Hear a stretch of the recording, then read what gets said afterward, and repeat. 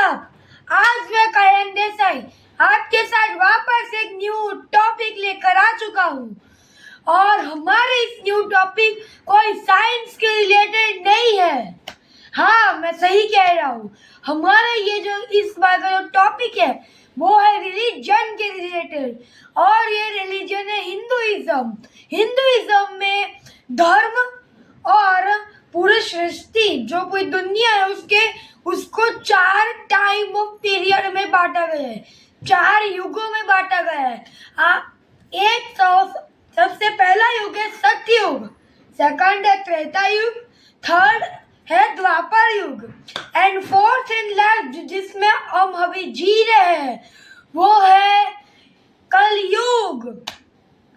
और आपको पता है कि सतयुग में जो देवता जो अच्छाई थी वो धरती पर रहती थी, और जो देवता थे वो स्वर्ग में रहते थे, और जो राक्षस थे जो बुराई थी वो नरक में रहती थी। ठीक है। और त्रेता युग में थोड़ा अलग हो गया, बुराई और अच्छाई धरती पर ही रह रही थी। फिर द्वापर युग में बुराई और अच्छाई पहले त्रेता युग में धरती पर दिखती थी एक साथ, और द्वापर युग में बुराई और अच्छाई एक ही परिवार में दिखने लगी, जैसे पांडव और कौरव।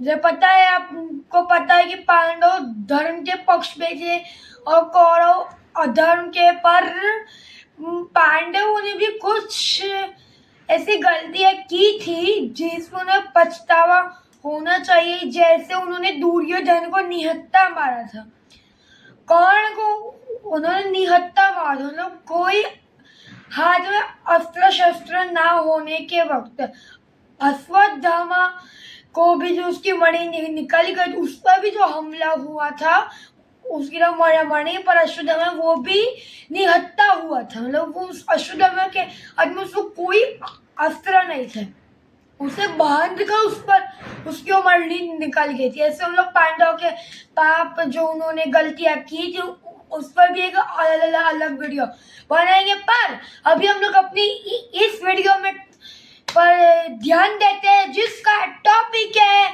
द ग्रेट कल्कि अवतार। हाँ, तो अभी कलयुग, हर युग में भगवान विष्णु ने हर एक अवतार लिया है। सत्ययुग में 4, त्रेता युग में 3, द्वापर युग में 1 और कल युग में 2 होने वाले हैं। इसमें एक हो चुका है जो है बुद्ध, पर वो हमारे गौतम बुद्ध नहीं थे। बहुत सारे लोग को ये कंफ्यूजन है कि गौतम बुद्ध जो खुद किसी और रिलीजन का बर्थ प्लेस है, मतलब बर्थ पर्सन है, और जो धर्म में मानते ही नहीं थे, वो एक भगवान के अवतार कैसे हो सकते हैं। हाँ, ये बात सही है। और इसलिए बहुत, और फिर आई स्टोरी हमारे सुगाता बुद्ध की। और सुगाता बुद्ध भारत में जन्म लेने वाले बुद्ध थे। उसे भगवान विष्णु का 9वां अवतार माना जाता है, क्योंकि वो यहाँ से जो बुराई थी उनको खत्म करने आए थे। बहुत सारे लोगों को सुगाता बुद्ध और गौतम बुद्ध में एक कंफ्यूजन, तो मैं अभी क्लियर कर देता हूँ कंफ्यूजन। सुगाता बुद्ध जो जिन्होंने बिहार में जन्म लिया था और वो भारतीय थे, और गौतम बुद्ध जो चाइना, तिब्बत, नेपाल साइड जन्मे थे, और वो नेपाल में उनका जन्म हुआ था। और दोनों अलग अलग है, एक है सुगाता बुद्ध और एक सिद्धार्थ गौतम, जिनको बाद में गौतम बुद्ध के नाम से भी जाना जाता है। तो आज का हमारा टॉपिक गौतम बुद्ध या सुगाता बुद्ध नहीं है। आज का हमारा टॉपिक है वो कलयुग का आखिरी अवतार, जब कलयुग का दूसरा, और ये महायुग मतलब 4 युग जब खत्म होते हैं, 4 युग की साइकिल, तो पूरी साइकिल को 4 महायुग कहा जाता है। मतलब आप ऐसे समझे मैथ्स की भाषा में, मैथमेटिक्स की भाषा में, कि 4 period of time, Satyayuga, Treta yuga, Dwapar yuga and Kali yuga is equal to one large period of time, Mahayuga. तो आपको समझ में आ गया होगा। तो हमारे इस महायुग का आखिरी अवतार कल की अवतार आज का वही हमारा आज का टॉपिक है। तो let's start this amazing topic. तो हम लोग शुरुआत से शुरू करते हैं। तो हमें पहले कल के अवतार से पहले वो जिससे युद्ध करने वाले, जिससे फाइट करने वाले, मतलब कली पुरुष जो एक राक्षस है, हम लोग उसके बारे में बात कर रहे हैं। तो अभी आपको यहाँ पर पिक्चर दिख रही होगी। तो फिर जो कली पुरुष है उसका जन्म एक साधु के एक घर पे हुआ। तो बहुत सारे लोग कहते कि क्रोध है वो उसका बेटा नहीं, तो उसका जन्म एक साधु के जो यज्ञ था उससे हुआ था। पर जब सृष्टि में सिर्फ अच्छाई फैल रही थी तब सृष्टि का संतुलन पाप और पुण्य दोनों के बैलेंस से होता है। पर तब धरती में अच्छाई थी, बुराई नहीं थी। इसलिए ब्रह्मा जी के कुछ अंशों से उनकी ऐसा माना जाता है कि उनकी पीठ से कली पुरुष का जन्म हुआ था। और कली पुरुष का एक पुराण में ऐसा वर्णन है, शायद वो कल्कि पुराण में ही है, कि कली पुरुष जो था वो द्वापर युग के टाइम से था। हाँ, एक्चुअली सब बहुत सारी कहानियों में माना जाता है कि कली पुरुष सतयुग से के शुरुआत से था, पर नहीं, कली पुरुष सतयुग की शुरुआत से था। वो इतना प्रभावशाली नहीं था, वो भी नर्क में ही प्रभावशाली था। पर जो उसका मेन जो फंडा था वो द्वापर युग और कलयुग के जो बीच के टाइम से वो वहां पर शुरू हुआ, उसका जो मेन काम था।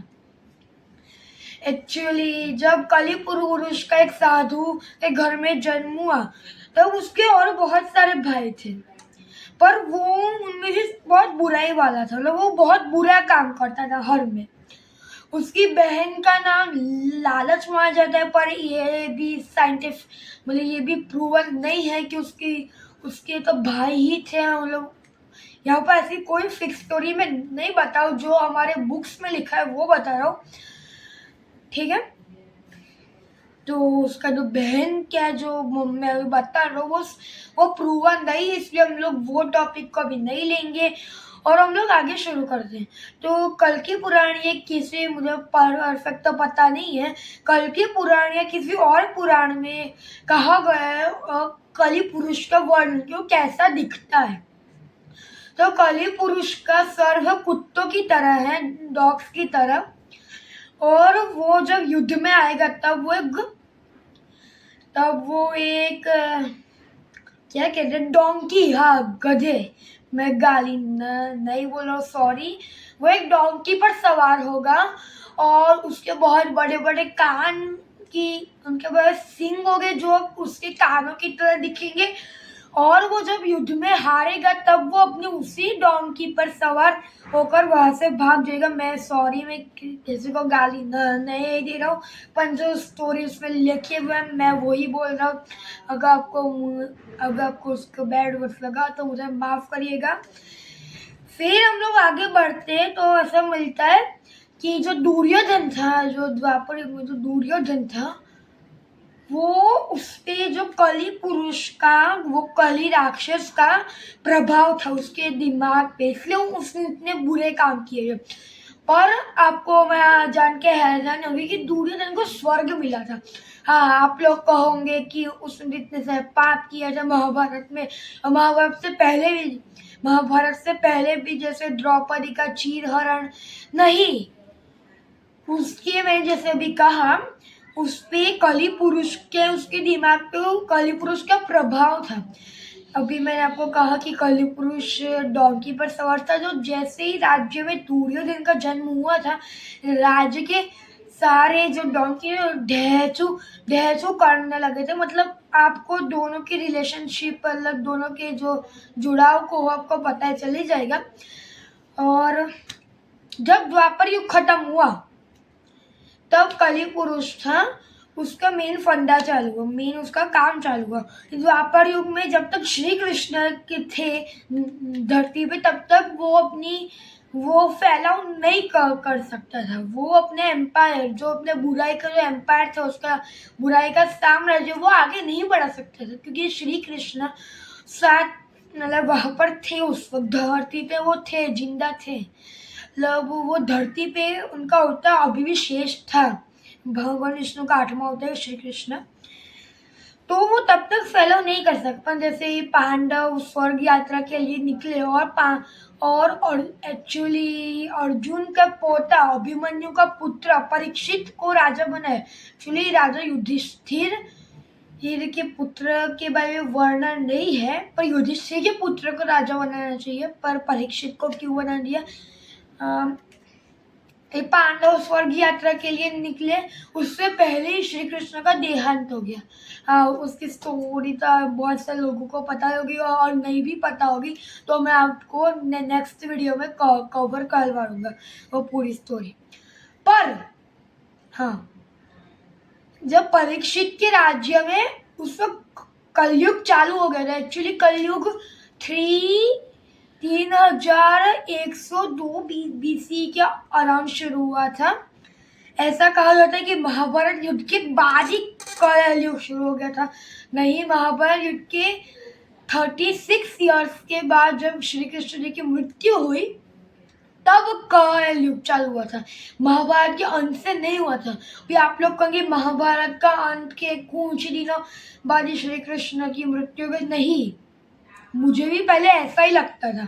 जब मैं बहुत छोटा था तब मुझे भी ऐसा ही लगता था, पर जब मैंने वो पूरी रिसर्च की, तब मुझे पता चला कि नहीं, महाभारत युद्ध के 36 साल बाद जब जब यादव का वंश खत्म हो गया माँ गांधारी के श्राप के कारण, तब श्री कृष्ण जी की मृत्यु हुई 36 ईयर्स बाद। और उसके थोड़े साल बाद ही पांडव स्वर्ग यात्रा के लिए निकल गए और अपने अर्जुन के पोते अभिमन्यु के पुत्र, जिसको अश्वत्थामा ब्रह्मास्त्र से मारने वाला था गर्भ में ही, इसलिए मुझे पता तो नहीं है, गर्भ में ही मारने वाला था। एक्चुअली मुझे इसका कुछ याद आ रहा है कि युधिष्ठिर के पुत्र का क्यों नहीं बनाया गया, कि पांडव का वंश तो पहले ही खत्म हो गया था। वो परीक्षित तो था, और पांडव के वंश की आखिरी वो नड़ी थी, वो आखिरी नड़ी अगर वो खत्म हो जाता तो पांडवों के बाद कोई उनका वंशज नहीं रहता और पूरा कुरु वंश खत्म हो जाता।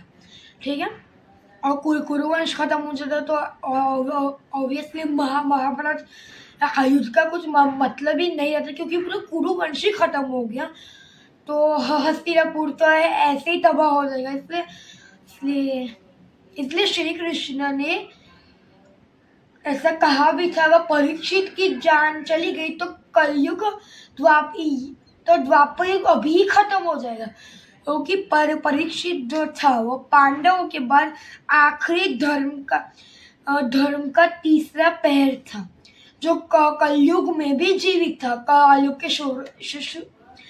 स्टार्टिंग में तो जब परीक्षित के राज्य में कुछ पाप नहीं था, कोई ऐसे हत्याकांड नहीं होता था।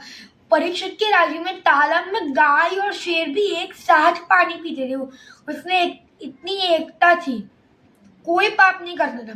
पर एक बार जब राजा परीक्षित जब अपने घोड़े पे सवार होकर जंगलों की जब निकले थे, तो एक काला स्वभाव का राक्षस एक भैंस और एक गाय को मार रहा था।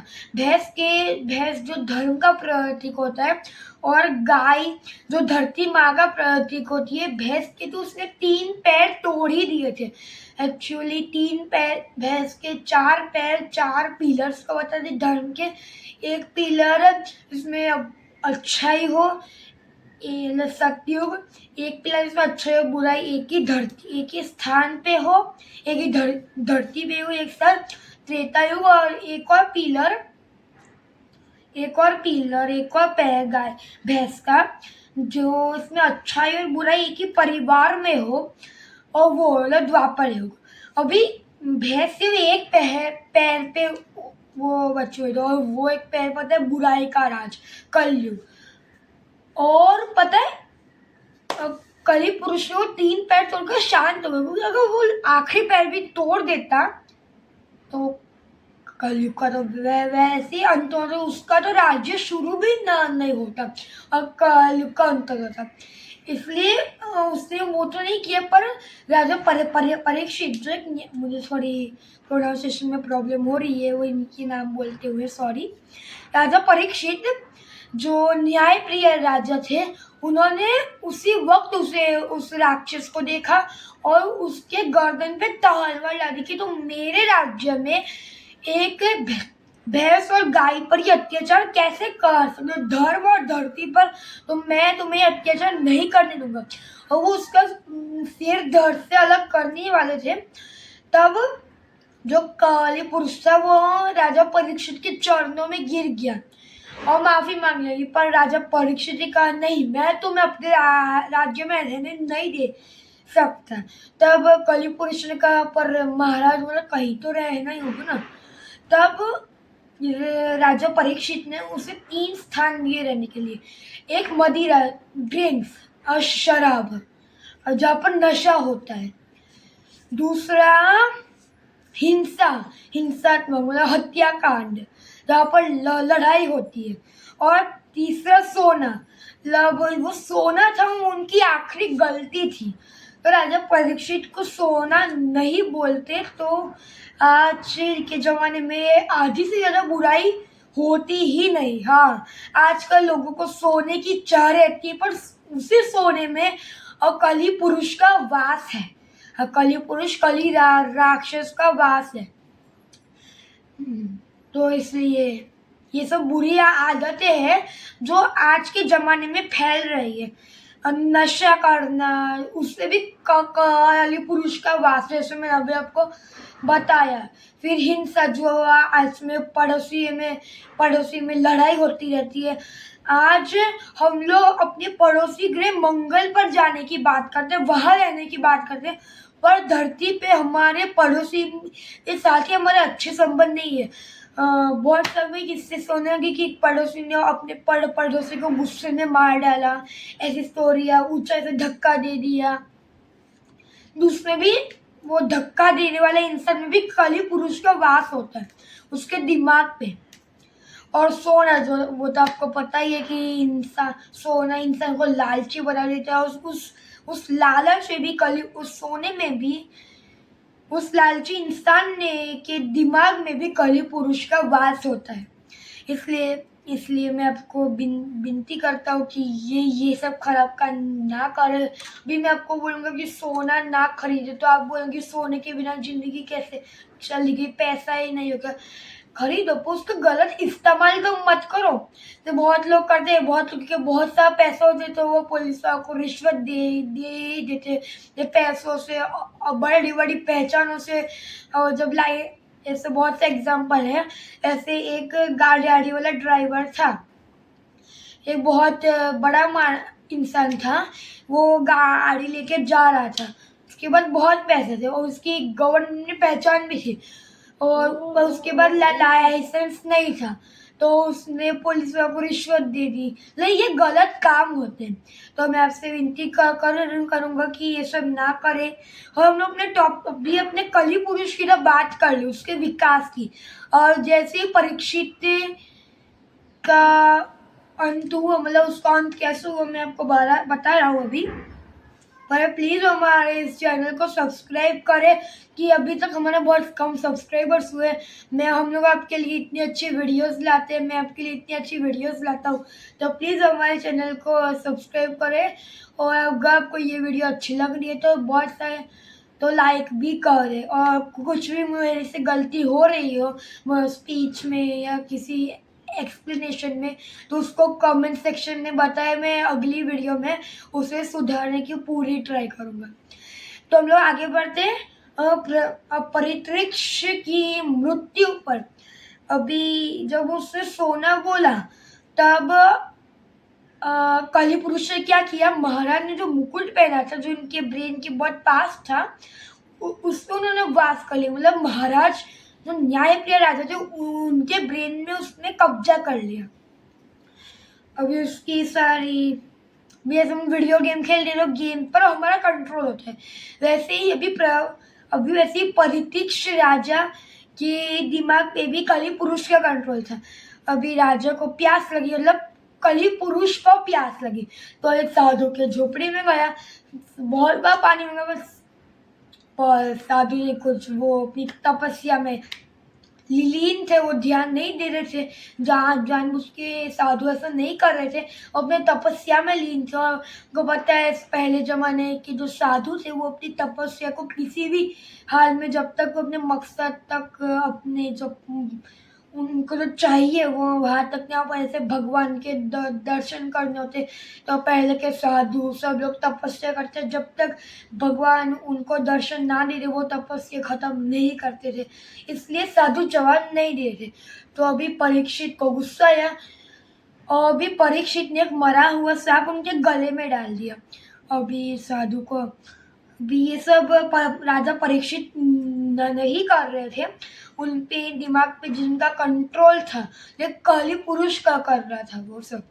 भी साधु का जब बेटा था उसको बहुत गुस्सा है, तब उसने राजा को श्राप दिया कि तुमने मेरे पिता के गले में मरा हुआ सांप डाला है, तो तुम तुम भी एक सांप, एक नाग के काटने से ही मरोगे अगले 7 दिन में। भी अगले 7 दिन की स्टोरी तो मुझे नहीं पता है, पर तो हम लोग आगे बढ़ते हैं, क्योंकि मुझे अगले 7 दिन की स्टोरी नहीं पता, मैं सच बोल रहा हूँ। ऐसा नहीं है कि मैं आपको स्टोरी बताना नहीं चाहता, मैं बताना तो वो स्टोरी चाहता हूँ, पर मुझे भी पता ही नहीं है, तो मैं कैसे बता सकता हूँ। तो अभी आते हैं कल की अवतार पे। ये बहुत लोग ऐसा कहते हैं कि कल के अवतार का जन्म 2026 में ही हो चुका है। नहीं, एक्चुअली जो कलयुग की जो बर्थ है, जो उसकी आयु है, वो 4,32,000 की 32,000 ईयर्स की है। पर अभी कलयुग को तो सिर्फ 5,500 साल ही या 5,000 साल ही बीते हैं, तो फिर इतनी जल्दी कलयुग का अंत नहीं हो सकते। हाँ, पर अभी इंसानों के इतने पाप बढ़ चुके हैं, तो उन पापों ने जो समय चक्र है उसको तेज कर दिया। मतलब कलयुग का अंत मेरे हिसाब से अगले 900 सालों में ही हो जाएगा। हाँ, 9th सेंचुरी या ज़्यादा से ज़्यादा 1000 साल में, 10 सेंचुरीज में हो जाएगा कलयुग का अंत। और बहुत सारे लोग कहते हैं कि 2026 में कल के अवतार का जन्म हो चुका है, आपको उसकी पिक्चर भी दिख रही होगी। नहीं, पर ये गलत है। हाँ, कल के अवतार का जन्म ही हो गया होता तो अभी तक ऐसा लोग कहते कि 2026 में ऐसे नक्षत्र दिख रहे जिसका वर्णन कल की पुराण में भी है। अब जब वो नक्षत्र आसमान में दिखेंगे तब कल के अवतार का जन्म होगा। हाँ, पर ये सच है ये बात, पर ये 100% रियलिटी नहीं है। नक्षत्र दिख तो रहे, पर ऐसा 2012 में भी हुआ था, जिसको end of the world day कहा जाता है। 21 दिसंबर 2012 में भी ऐसा सब दिखा था, वह कुछ हुआ था। इससे अभी कुछ नहीं होने वाला, मैं कह रहा हूँ। कल के अवतार का जन्म हुआ, होने में बहुत साल बाकी है। अभी कल के अवतार का आप लोग कह रहे हैं कि जन्म कहाँ होगा, तो उनका जन्म शंभाला में होगा, जो हिमालय के अंदर बसी एक नगरी है। हिमालय के बीचों बीच में बस एक नगरी है, जहाँ पर अभी भी इंसानी टेक्नोलॉजी ने का कब्जा नहीं है। वहाँ पर अभी भी वेदों को संभालने की कोशिश की गई है। ऐसी वहाँ पर टेक्निक्स है जो उनको सृष्टि के संतुलन में मदद करती है, पूरे ब्रह्मांड को कंट्रोल करने की पावर अपनी बॉडी से निकालने की। ऐसी बहुत सारी टेक्निक्स है, और मैं इसमें एक फेमस ड्राइंग भी करने वाला हूँ, जिसको मैं आपको अपने अगले शॉर्ट्स में दिखाऊंगा। तो आप लोग मानते हैं कि कल के अवतार का जन्म हो चुका है, आप लोग देख ही सकते हैं, तो कल के अवतार का जन्म हो गया है क्या? नहीं हुआ है ना, हम लोग इसे मानते हैं बस। हाँ, तो रिएक्शन कल के अवतार का जन्म नहीं हुआ है। मैं सही कह रहा हूँ, नहीं हुआ है। हम लोग बस इमेजिनेशन करते हैं कि कल के अवतार का जन्म हो चुका है, पर वो है कहाँ, वो कैसे दिखेंगे, हमें कुछ नहीं पता है। कल की पुराण या किसी और पुराण में कली राक्षस का वर्णन दिया गया था कि वो है, तो कल कल के अवतार तो अभी तक जन्म भी नहीं लिया है, तो वो हम उसको कैसे दिखा सकते हैं। फिर भी आपको एक पिक्चर दिख रही होगी, वो मैंने खुद बनाई है पिक्चर। उसमें तो ऐसे इमेजिन क्या करा गया है कि कैसे होंगे जब कल के अवतार बड़े होंगे शंभाला में ही, तब वो गुरु परशुराम से शिक्षा लेंगे। हाँ, उनकी माता का नाम मैं आपको बताना भूल गई, उनकी माता का नाम वो सुसुमती, पर उनके पिता का नाम मुझे पता नहीं है। वो ब्राह्मण के घर में जन्म लेंगे, कि माता का नाम होगा सुसुमती। और जब वो कल के जब थोड़े बड़े होंगे, तब वो गुरु परशुराम से शिक्षा लेंगे। हाँ, आपको भी दिख ही रहा होगा कि गुरु परशुराम से वो शिक्षा ले रहे हैं, तो लेंगे। और वो शिक्षा सिर्फ वेपन्स की नहीं होगी, ऐसे ब्रह्मास्त्र की शिक्षा नहीं होगी, वो आध्यात्मिकता की शिक्षा होगी। आध्यात्मिकता को कैसे हासिल किया जाता है, ब्रह्मांड पर नियंत्रण, अपनी बॉडी, योगा, ऐसे आध्यात्मिक वेद, उन सब की शिक्षा होगी। अपने बॉडी से निकलने वाली ऐसी ऊर्जा जो पूरे ब्रह्मांड को हिला सकती है, हिमालय की बर्फों को पिघला सकती है, ये सभी कल की 2898 एडी में ऐसा कहते थे। काशी इस दुनिया का आखिरी शहर होगा, नहीं, इस दुनिया का आखिरी शहर शंभाला होगा। हाँ, काशी शंभाला का कोई वर्णन ही नहीं है मैं किसी हिंदू रिलीजियस बुक्स में, तो इसलिए उन्होंने काशी को, जहाँ पर महादेव रहते हैं, तो उन्होंने उसको आखिरी शहर बता दिया। नहीं, शंभाला आखिरी शहर होगा इस धरती का। से इस धरती का आखिरी शहर तो नॉर्वे में माना जाता है, पर वो आखिरी शहर नहीं, आखिरी प्लेस की बात करी जहाँ पर धरती एंड होती है, वो प्लेस की बात कर रही है, नॉट शहर। इसलिए हम अपन दोनों में कंफ्यूज मत होना। तो स्टोरी का आगे करते हैं। और जैसे ही कल के अवतार ने शिक्षा ले ली, वो तुरंत ही कली पुरुष पर हमला नहीं करेंगे।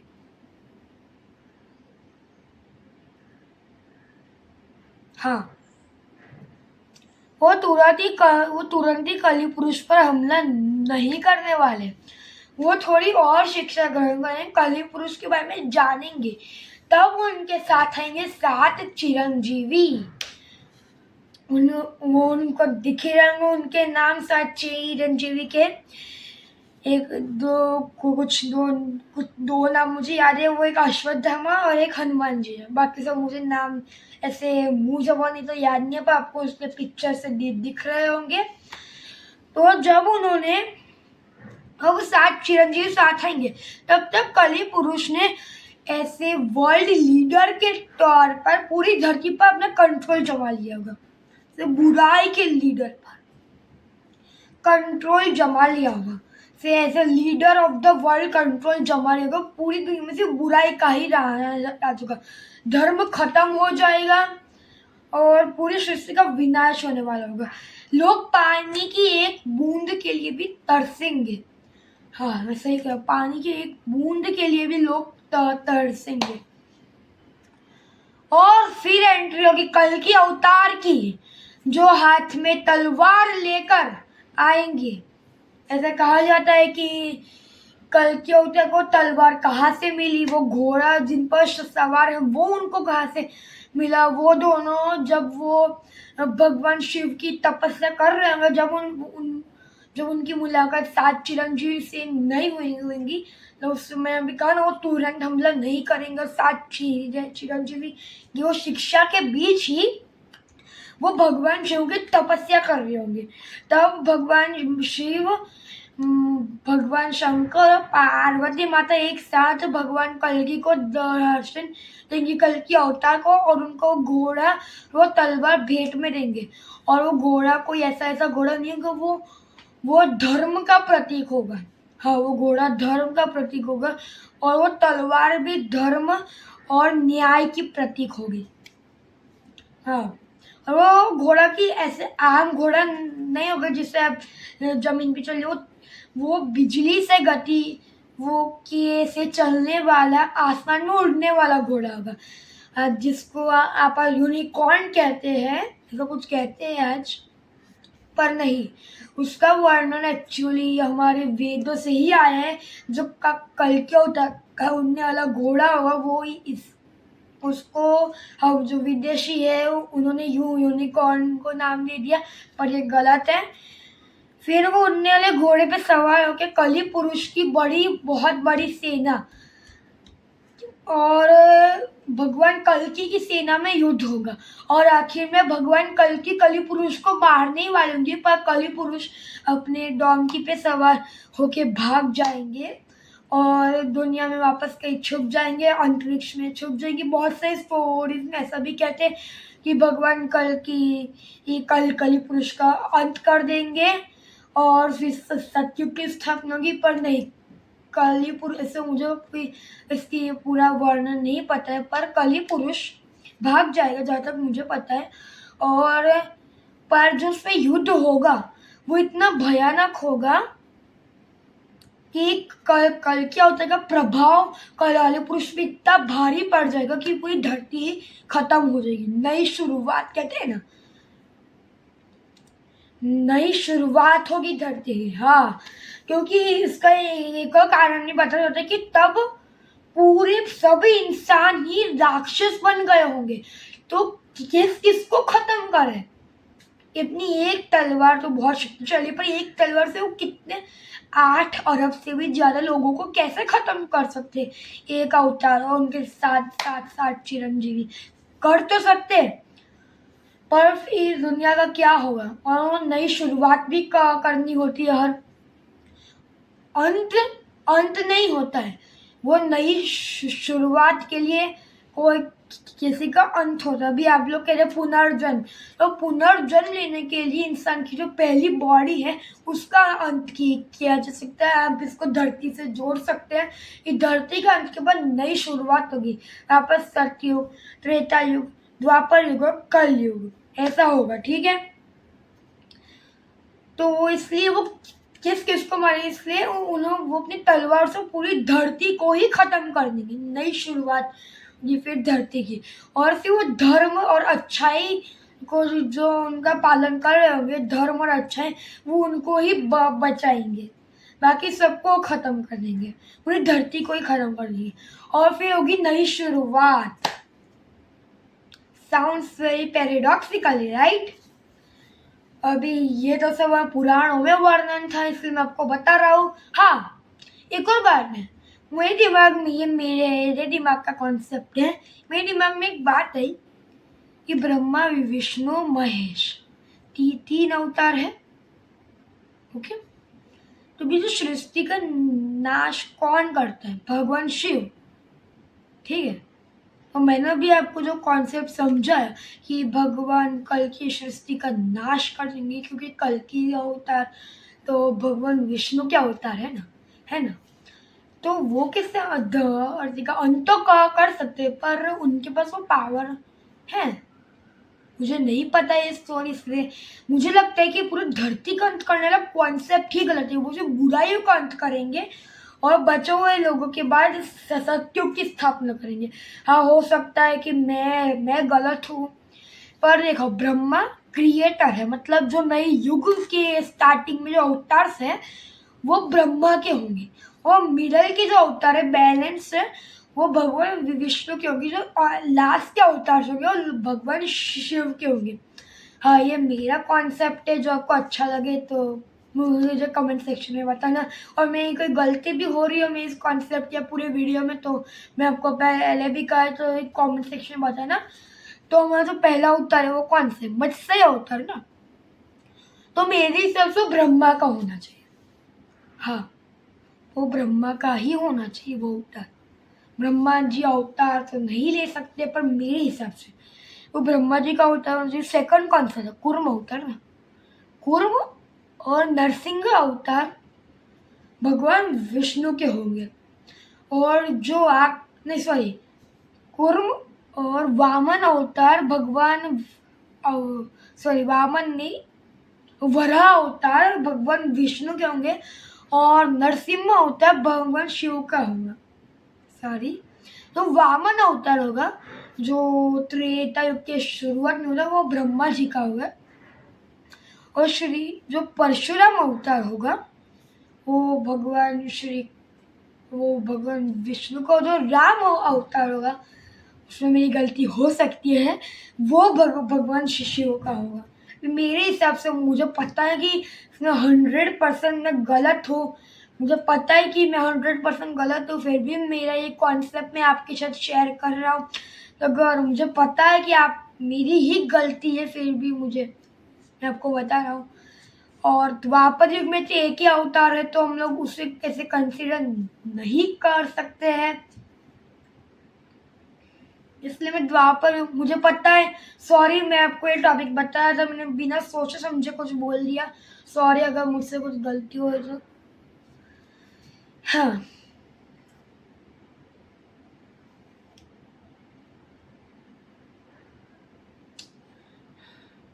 तो मैं भी एक और टॉपिक है मेरे पास जो मैं आपके साथ शेयर कर रहा हूँ। मुझे पता है कि ये वीडियो बहुत लंबी हो चुकी है, पर ये हमारे वीडियो का लास्ट टॉपिक है। आपको इस वीडियो में मज़ा नहीं आ रहा होगा, क्योंकि आज के ज़माने में नॉलेज किसको पसंद होता है, पर मैं कोशिश करूँगा कि मैं पूरी दुनिया को मैं नॉलेज बांट सकूँ धर्म, साइंस और हिस्ट्री के रिलेटेड। ये लास्ट टॉपिक ये है कि सतयुग में भगवान विष्णु है और सबसे ज़्यादा अवतार लिए, जबकि सतयुग में बुराई धरती और थी ही नहीं। त्रेता युग में सेकंड कम अवतार लिए या थर्ड कम अवतार लिए। त्रेता युग में जिसमें सतयुग से ज़्यादा बुराई थी, उसमें उन्होंने 3 ही अवतार लिए सिर्फ। क्यों? और अभी आगे तो सुनिए। द्वापर युग में जिनमें त्रेता युग सतयुग को मिलाकर से ज्यादा बुराई थी, उनसे एक ही अवतार, दिस इज नॉट पॉसिबल। और कलयुग में इसमें त्रेता युग सतयुग द्वापर युग कंसीडर नहीं, त्रेता युग सतयुग को 2 बार 3 बार मिलाकर बुराई बनती है। उसमें भी सिर्फ 2 ही अवतार, एक बैलेंस का और एक डिफेंस के। ऐसे कैसे हो सकता है? हाँ, इसका भी मेरे पास एक्सप्लेनेशन है, क्योंकि इसलिए है ऐसा को सतयुग में 4-5 लोग ही बुराई करते थे। 1-2 ऐसे आपका एक एग्जाम्पल से आप कंसिडर करें, 4 लोग हैं बुराई करने वाले, बाकी सब अच्छे लोग हैं। और चारों को मारने के लिए एक ही अवतार लेंगे तो पूरा सभी लोगों को वो एक अवतार मार देगा। एक इतनी पावर होगी उस एक अवतार में। 4 अवतार को मिलाकर एक अवतार बनते हैं, 4 युग को मिलाकर एक महायुग बनता है। तो आप सोच ही सकते हैं 4 अवतार को मिला के पावर की एक अवतार होगा, वो तो पूरी दुनिया को ही खत्म कर देगा। और ऐसे तो एक युग की शुरुआत ही हुई होगी और उसका अंत हो जाएगा। इसलिए 4 ऐसे लोगों को मारने के लिए 4 अलग अलग अवतार। वो पहले 2 अवतार थे वो तो बैलेंस के लिए थे। पहला अवतार वो डिफेंस के लिए था, सेकंड अवतार बैलेंस के लिए था, थर्ड और फोर्थ अवतार अटैक और डिफेंस दोनों के लिए था। पहला अवतार था डिफेंस, धरती की डिफेंस जो बड़ी सुनामी से था। सेकंड कूर्म अवतार जो बैलेंस के मुताबिक पाप और पुण्य में बैलेंस दिखाता है। आपको एक एग्जाम्पल समझो, जो कछुआ होता है वो पानी और जमीन दोनों पर रह सकते हैं ऐसे। थर्ड अवतार था वरा अवतार, वो अटैक और डिफेंस के लिए, किसके लिए? धरती के लिए जो महासागर में छुपा दी गई थी। धरती माता के डिफेंस के लिए, अटैक किस पर?